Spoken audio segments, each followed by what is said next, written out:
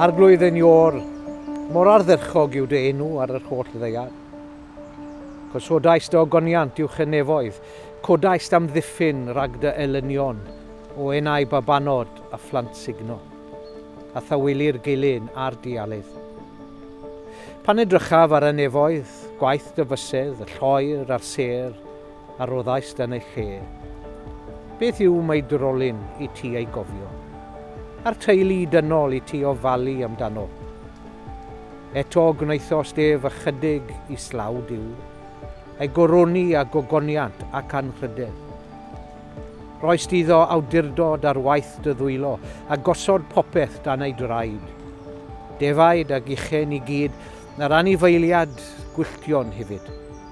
Adar y nefoedd a physgod y môr. A phopeth sy'n tramwyo llwybrau'r dyfroedd. Arglwydd ein ior, mor ardderchog yw dy enw ar yr holl ddeiar. Bardd a gweinidog lleig yng Ngwlad Sweden oedd Carl Boberg. Un diwrnod ym 1888 wrth iddo wneud ei ffordd i'r eglwys yn nhref Mont Teras. Cafodd ei ddal mewn storom drwm. Crynodd wrth deimlo nerth ryfeddol y mellt a'r daran. A sŵn ryfeddol a'r ffwer yn rhedeg dros y tir. Wedi cyrraedd adref a'r storom nawr wedi tawelu, gwnaeth a llonyddwch hefyd creu gymaint o argraff arno. Teimlodd rhywbeth yn ei enaid a daeth yr awen ato i sgrifennu cerdd o'r enw O Store Gwd, o Dduw Mawr.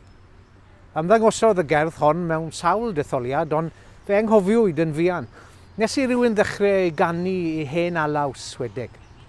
Ac mewn amser cafodd ei ganu yn yr Almaeneg a'r Rwsieg hefyd. Yna yn 1931 fe ddarganfyddwyd gan y cenhadwr Stuart W.K. Hine tra oedd yn yr Wcrain. Sgrifennodd hwnnw efelychiad Saesneg a'i alw yn How Great Thou Art. Mewn amser daeth yr emyn yn boblogaidd yn yr Unol Daleithiau, wrth gwrs, a'i ddefnyddio yn reolaidd gan Billy Graham. Dywedir yn ystod ei grwsad o 1957, cafodd yr emyn ei glywed gan 96 miliwn o bobl, a recordiwyd hyd yn oed gan Elvis Presley ymhlith llawer eraill. Ac wrth gwrs ym 1968, wnaeth E.H. Griffiths, gweinidog capel Cymraeg Bwtl Lerpwl ei gyfieithu i'r Gymraeg, Mor fawr wyt ti. A felly daeth cerdd am fawredd Duw, cerdd gweddol dinod a sgrifennwyd yn Yswedeg, dod yn un o emynau mwyaf adnabyddus y byd. Y Duw ac addolwyd gan y salmydd yw'r un Duw a adnabyddir gan ddiwinyddion. Rai megis Paul Tillich sy'n disgrifio Duw fel y bod sydd ym mhob bod arall. Bod ei hun, crewr a chreadigaeth. Nid yn fyrbwyll a gyda gymffros felly dylem addoli Duw, ond gyda gofal a gostyngeidrwydd. A chofiwn hefyd bod addoli Duw a gwarchod y greadigaeth yn perthyn i'w gilydd. Cawn felly ein gwahodd i ganu law yn llaw gyda'r salmydd. O arglwydd ein ior, mor ardderchog yw dy enw ar yr holl ddeiar.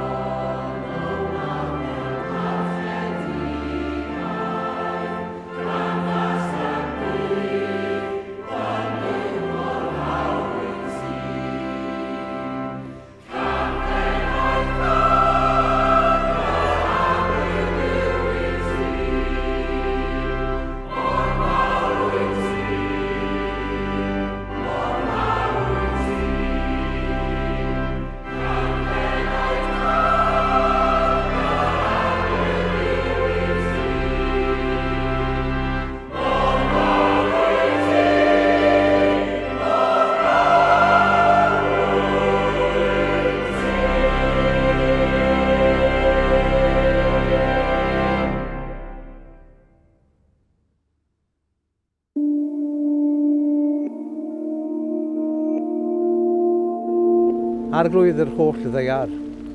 Yr hwn a greaist pob peth yn deg ac yn brydffyrdd. Y blodau, y glaswellt a'r coed, a'r ithrydd y mynyddoedd ac ehangder y moroedd ar awyr. Creaduriaid ac adar a phob peth byw.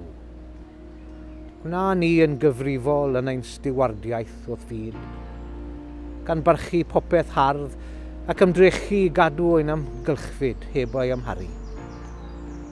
A dyroi bawb sydd mewn awdurdod ddoeth Undeb i atal yr ai a gais, yn ddifeddwl neu o drychwant, hagri neu ddifetha gwaith dy ddwylo. Gofyn nhw'n hyn mwyn cenedlaethau'r dyfodol ac gogoniant i thenw. Amen. Gogoniant i'r tad ac i'r mab ac i'r ysbryd glân.